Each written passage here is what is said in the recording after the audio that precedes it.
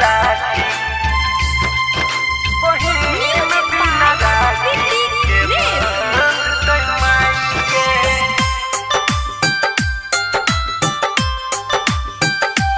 बहिन बिना राखी के बंध तोर माई के।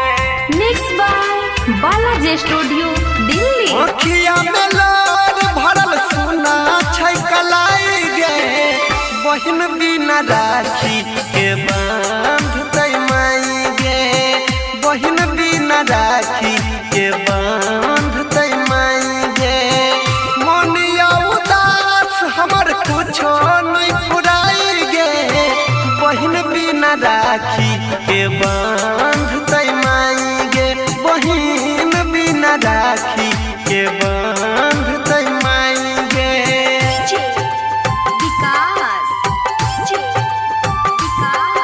बहिन बिना राखी के बंध तोर माई के के बंध तोर माई के। सुना सुना लगई छै अंगना अपन दलान गे किया ऐसन किस्मत बनल कै भगवान गे। सुना सुना लगई छै अंगना अपन दलान गे किया ऐसन किस्मत बनल कै भगवान गे। हे माथा पटिका के देतै सुन लगाई गे बहिन बिना राखी के बांध तोर माई गे बहिन बिना राखी के बांध तोर माई गे।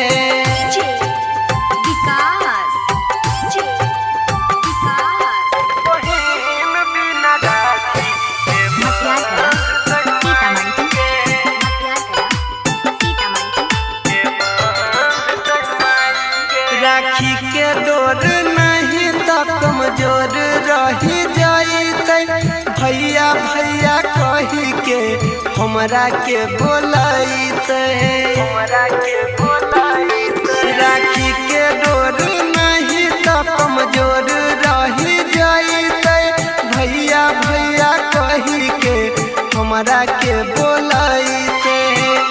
सोनिया नील कोन करतै उपाय गे बहिन बिना राखी के बांध तोर माई गे बहिन बिना राखी के बांध तोर माई गे। बालाजी स्टूडियो दिल्ली।